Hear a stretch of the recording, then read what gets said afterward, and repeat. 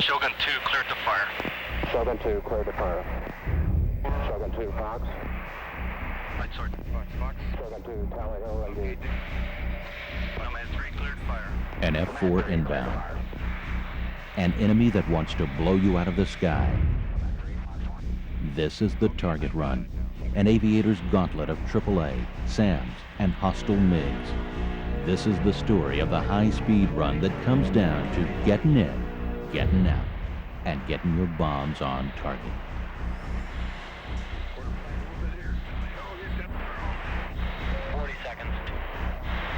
Okay, 2, Fox 2, Fox 2.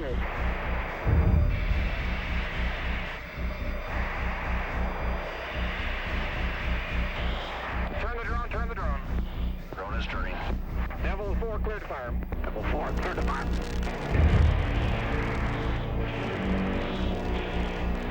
Devil 4, Fox.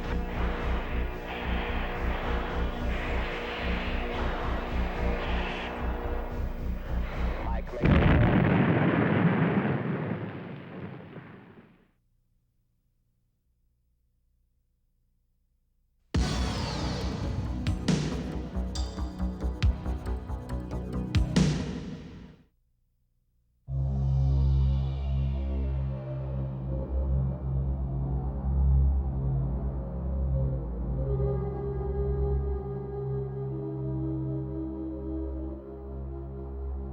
In combat aviation, there are no milk runs. Yes, there are days the enemy doesn't come up to meet you, and days when not a SAM is fired. But for the pilot, the challenge remains. Stay alert. Expect the unexpected. See the enemy before he sees you. And when in doubt, press on. Fly your mission. Trust your skills. Trust your jet. And say a little prayer. Pressing on. Jaeger, Anderson, Peterson, Olds. They've all talked about it. They've all done it. It's how you get in and get out. You go. You do it. And you do it well, even against the odds.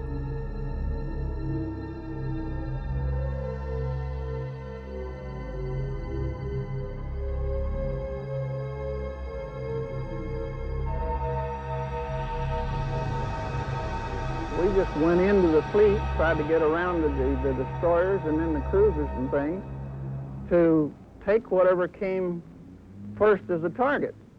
They had about 75 airplanes down there trying to eat us up, and we only had 15, so we didn't last very long. I was tail end Charlie, last aircraft in the whole formation, and I was kind of sitting back here watching this whole thing.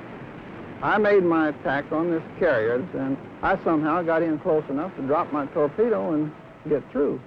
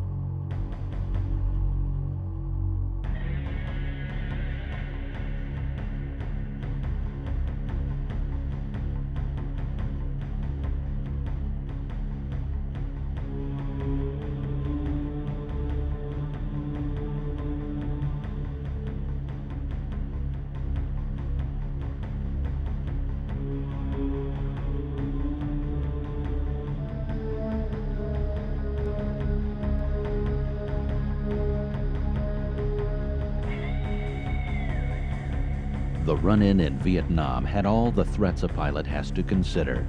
Irregular terrain, an enemy hidden by the jungle camouflage, SAM sites, anti-aircraft fire, small arms fire, and a hostile air force out there, somewhere, with proven pilots capable against our best. One of Vietnam's air aces speaks about the air war there. Notice SAMs, air-to-air missiles, and AAA in the footage.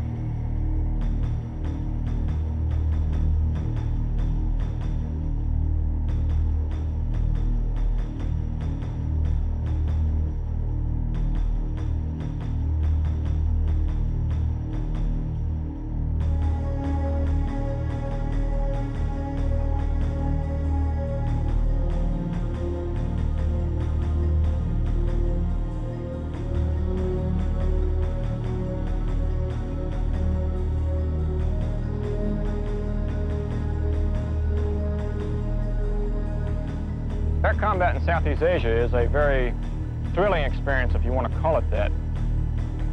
The missions lasted anywhere from 3 to 5 hours long. At least the air-to-air missions up north did. There was a lot of times when nothing was happening. And of course, there was a few minutes in there where all hell was breaking loose.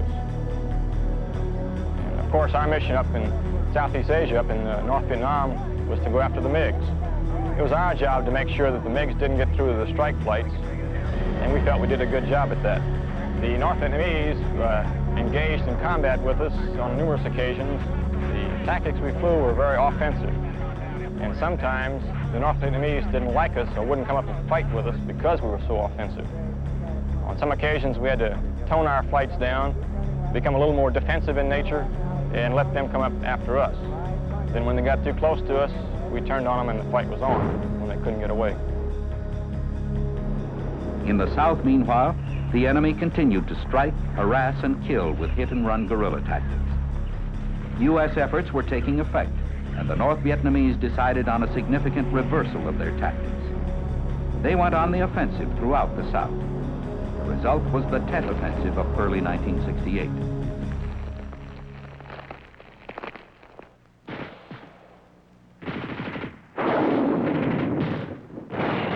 This change of tactics brought on the Battle of Khe Sanh. On this tiny piece of real estate, bisected by a single dirt landing strip, a handful of U.S. Marines and Vietnamese Rangers faced an encircling band of North Vietnamese forces totaling 20,000 men, 2 full divisions. The North Vietnamese desperately needed a victory. Khe Sanh was conceived by the enemy to be the American version of Dien Bien Phu, a battle won by the North Vietnamese that broke the back of the French resistance and led to the Geneva Accords. From the ground, one sometimes wonders how it was that any jet got in, out, and back in one piece. Truly a fog bank of confusion, smoke, debris, and hostile fire. The pilot flying down on the deck across this disorienting, charred piece of land called Khe Sanh must find the friendlies and get his eyes on the target, pickle his load, and get out in a matter of seconds. The long-range strategic B-52s were used in a close air support role against enemy troop concentrations. Day and night, each plane with its 30-ton bomb load blasted enemy bunkers, gun emplacements, and supply areas. In the end, the North Vietnamese were forced to withdraw. Over 10,000 North Vietnamese regulars, the equivalent of 1 full division, had been decimated. Air power was the vital factor in the victory at Khe Sanh.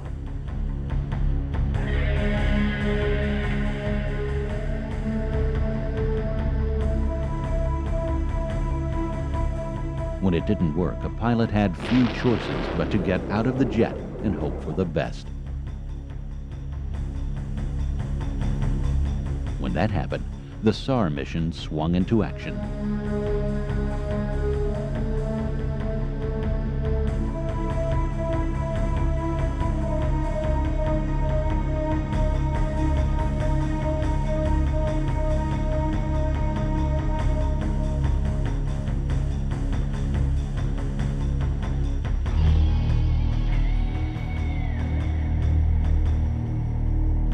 Never before had so many aircraft and men been used to rescue downed pilots.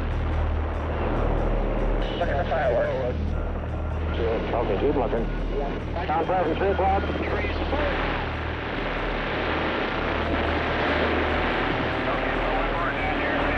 Put it right behind him.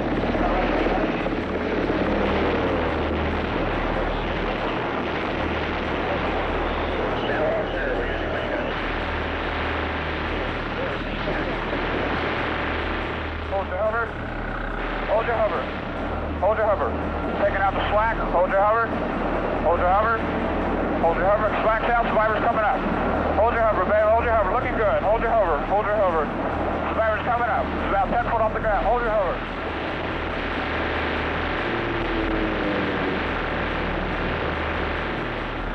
Hold your hover. Hold your hover. Survivor's coming up. Hold your hover. You're close to the tree. Hold your hover. It's right about 10 foot below the aircraft. 10 foot below the aircraft. Hold your hover, babe. Hold your hover. Hold your hover. Hold your hover. Hold your hover. Hold your hover. Survivor's at the door. Survivor's coming in the door. driver. Send it secure. Let's get the hell out of here. Okay, talk to me. We're coming out. They're really hanging out. I just can't say enough about those guys. It's a heck of a way to find out how great they are, but when it happens, so they're there 100% for you.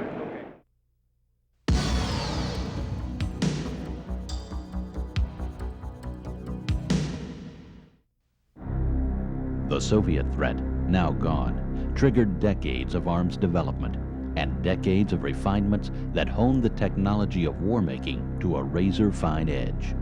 The product spawned by those many years of the Cold War today amply arm nations throughout the world.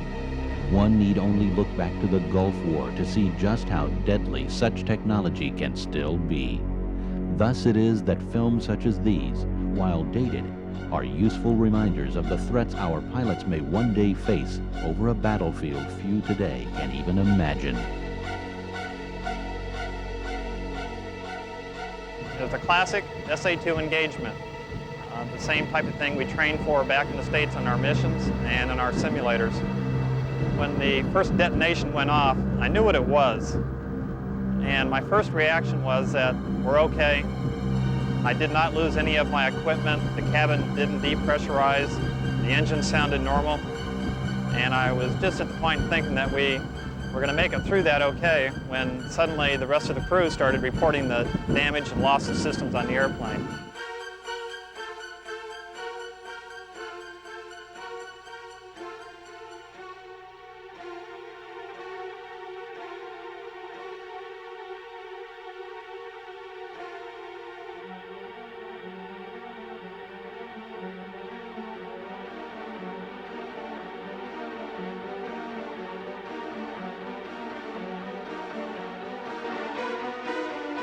Soviet air forces play a critical role in warfare planning. Over 700 long-range and medium-range bombers, over 5,200 fighters and fighter bombers, some 2,250 interceptors, and nearly 600 transport aircraft are employed. The air forces continue to improve their tactical aircraft. New generations of fighter bombers and fighter interceptors are being added. The Mach 2 Su-27 flanker and the MiG-29 Fulcrum with true look-down, shoot-down radar carry long-range and shorter-range air-to-air missiles. Introduction earlier this decade of the MiG-31 Foxhound Homeland Defense Interceptor has been yet another indicator of the Soviet Air Force's transition to increasingly more capable combat aircraft. Investing heavily in increasingly more capable air defense weapons, the Soviets now have 9,000 strategic surface-to-air missile launchers, nearly 5,000 tactical surface-to-air missile launchers, and 10,000 air defense radars. They also employ highly mobile SAMs for air defense. The mobile SA-12A is intended to intercept aircraft at all altitudes. The SA-12 system's second missile, the SAX-12B Giant, currently under development, will be able to intercept aircraft, cruise missiles, tactical ballistic missiles, and possibly some strategic ballistic missiles. Other long-range systems include the SA-5 and the fixed-site and mobile SA-10. Soviet strategic surface-to-air missiles are designed to provide a layered barrier defense under all weather conditions. These missiles can intercept cruise missiles, tactical ballistic missiles, aircraft at all altitudes, and some types of strategic ballistic missiles.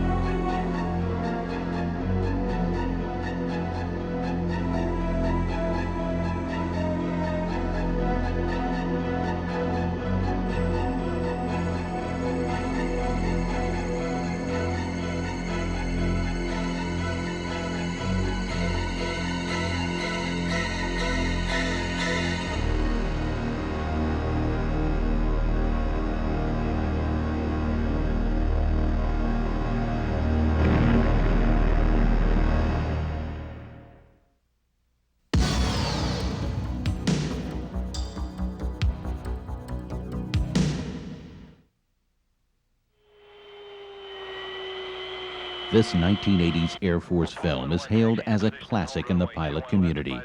It summarizes the task-saturated environment of the target run and the means employed by the pilot to get in and get out in one piece. What it says is as true today as it was 10 years ago. Train the way you fight. Fight the way you train. This film will help you to better understand what realistic training is and why it is so essential to our national defense. Much of what you will see and hear will appear to be actual combat. It is not. These scenes were filmed during TAC training and testing. Destroyed aircraft and vehicles are unmanned. The enemy is not real, except, as you will soon see, to the men flying the planes.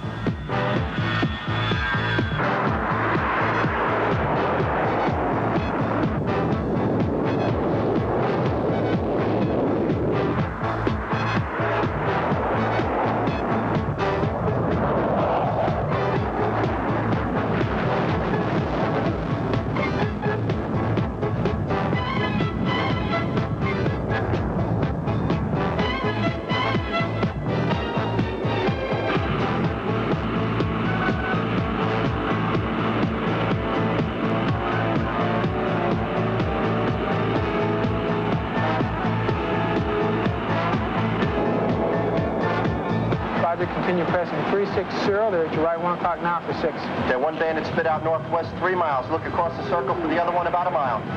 Copy that. Bandit's now 15036, still tracking north. This is training realism. Realistic air combat training. It's what's happening today at TAC. Training as realistic as we can make it to ensure our air crews are ready now. We learned the importance of realistic training in Southeast Asia. A large percentage of the air crews we lost went down during their first 10 combat missions. It took that long to learn how to grapple with enemy ground and air threats while pressing the attack on assigned targets. After those first 10 missions, as crews learned to cope, losses fell off dramatically. It was obvious that old training methods hadn't prepared our people to handle these multiple demands simultaneously. You're all armed up, right? A new approach was needed. 300 feet. Today, complex and very real exercises like the multi-threat environment of Red Flag, where much of this film was shot, give our air crews the experience they need.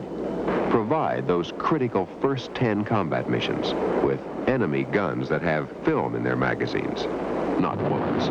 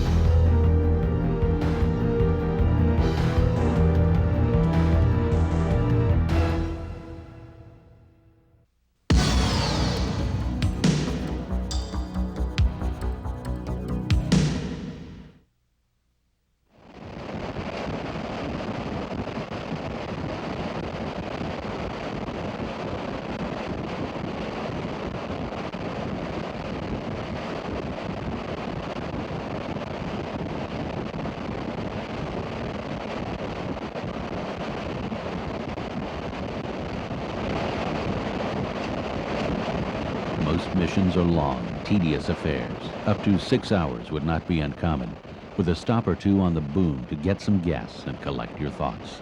Then, the target run. While inbound flight profiles are as varied as the defenses, the terrain, and the jets, the high-speed, low-level pass is one of the most dramatic. The reward for getting in? A battlefield rich with high-value targets.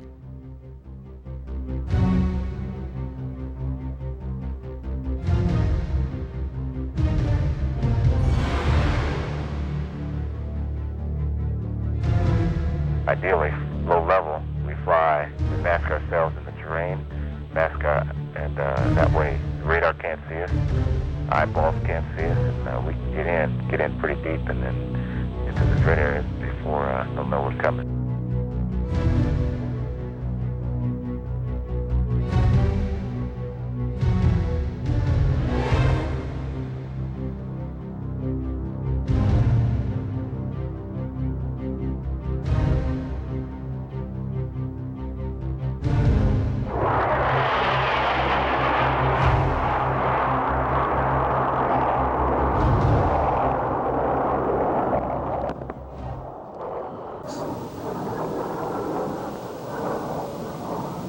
Firing at 5-2. The A-10s, heavier and slower than most attackers, rely on their titanium bathtub and heavy armoring to protect them against ground fire. Inbound, they punch flares, fly a boxy, high-low, high-profile, then let go a burst of 30mm cannon fire, firing at the rate of 4,000 rounds a minute.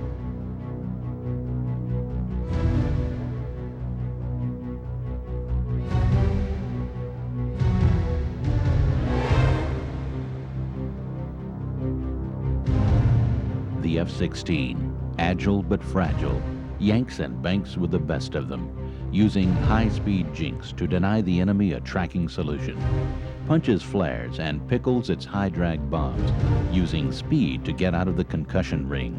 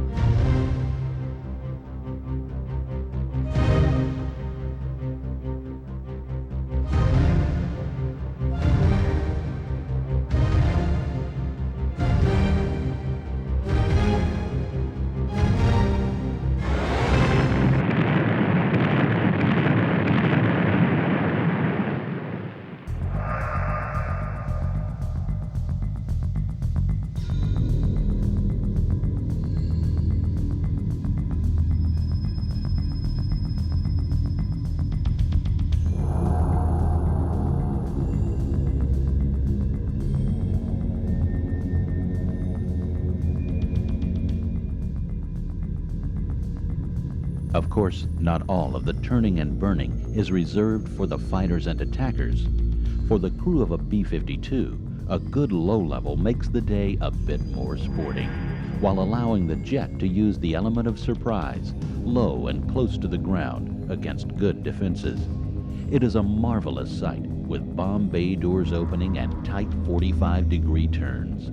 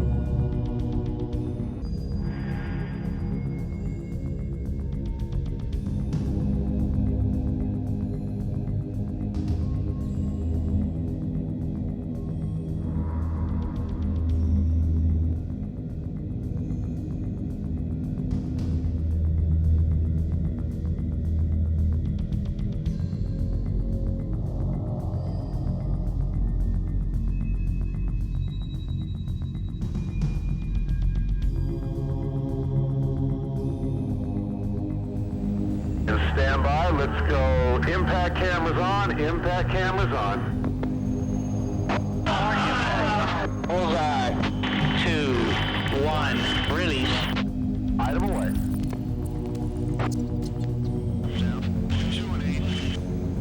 That's 30. And stand by. Let's go. Impact cameras on. Impact cameras on.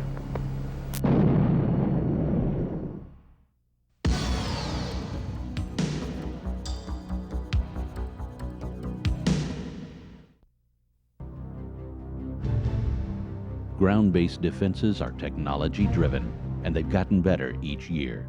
Radar guidance and fire control systems give convoy and fleet defense batteries an incredible degree of accuracy and lethality. In fact, some systems directly borrow their technology from the jets they are designed to defeat. Battlefield commanders particularly like 25 to 47 millimeter anti-aircraft cannon fire. Locked on, few aircraft can escape the tightly clustered fire of explosive shells.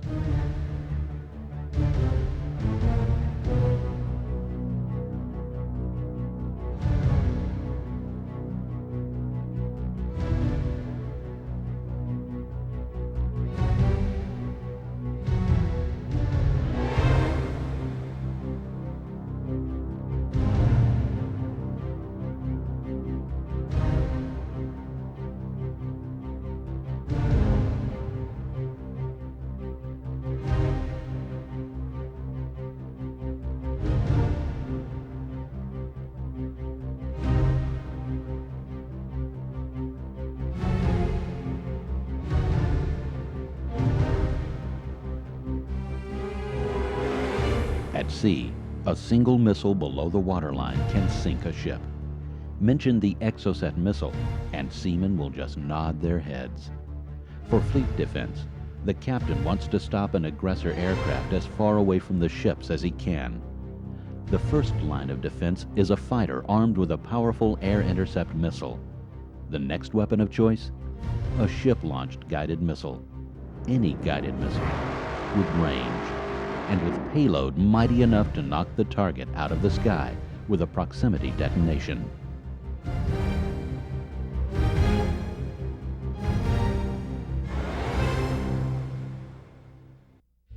A familiar sight to pilots is this classic SA-2 SAM site.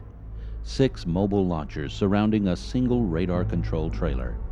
Arrayed so that each missile covers a narrow sector, the better to point, click, and launch in seconds. Note the A-10s and F-16s taking practice turns against this site. Nothing pleases a pilot more than to knock down a SAM site, for himself and for his buddies.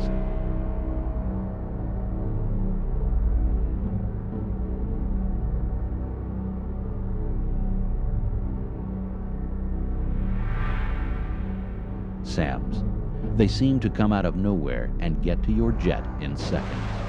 Thankfully, there are sensors and there are smoke trails to get your attention.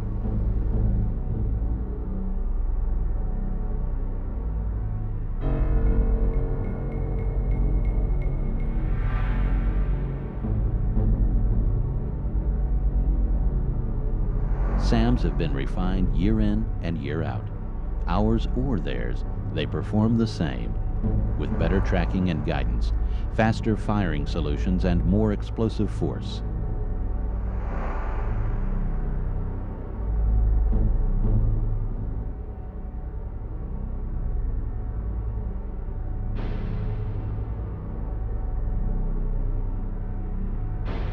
The first thing you see when a threat goes off on the ground, if it's a surface-to-air missile, you look down, you hardly ever, I have never seen just a flash off the ground and then the missile actual launch. If I got a launch indication, I look that direction, and then what I see now is the smoke trail and the fire plumes from the missile.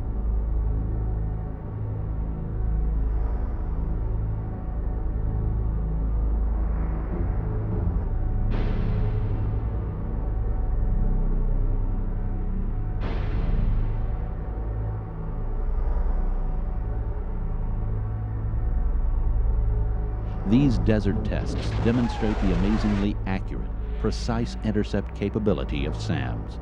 accurate against targets far smaller than the jets they are designed to kill.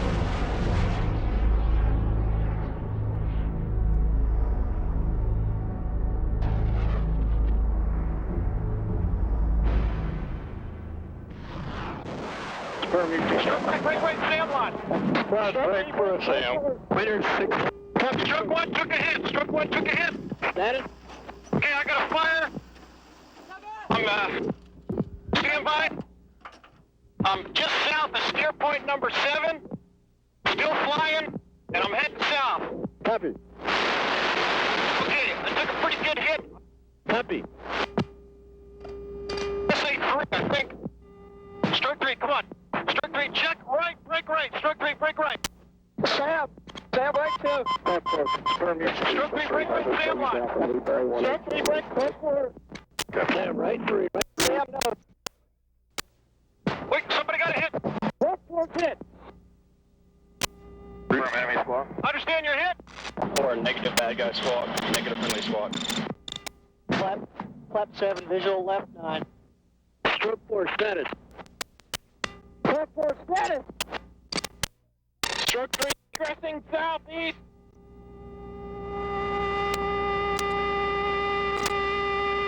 Stroke 8, flying. Cover up and south. Another SAM launch, same location. SAM!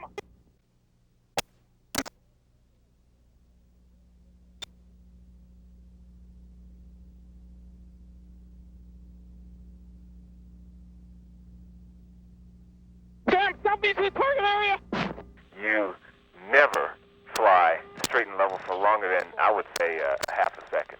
You're always doing belly checks. You know, your airplane's upside down just as often, just as much as it is right side up. You're checking 6 just as much as you're checking 12, and you're spending as little time in the cockpit as possible.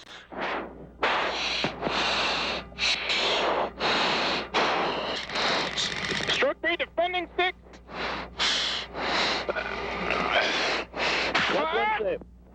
Wow! Sam launch. Stroke 3 defending.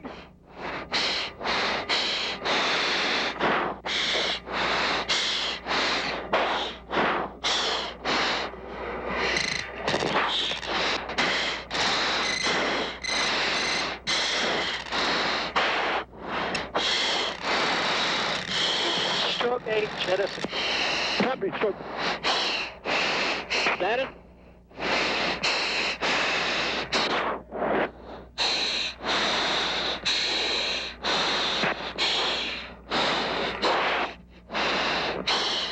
Copy. Copy.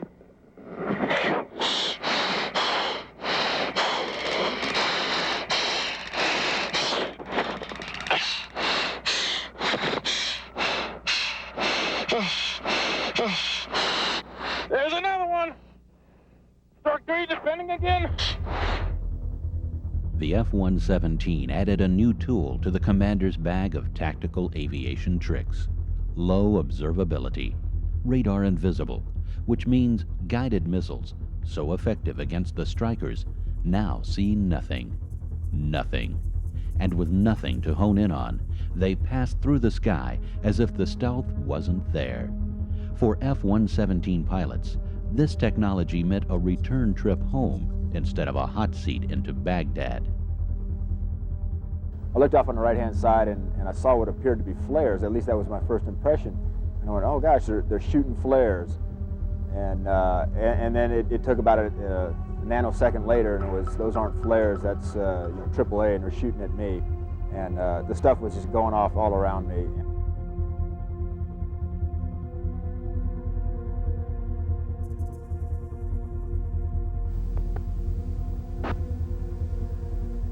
Item away. Sadly, things don't always work as they should. In this next sequence, you'll see the bombs that turn out to be duds, the missiles that skip, canisters that break up in midair, and the pilot, too focused on the bomb run, flying the jet into the ground.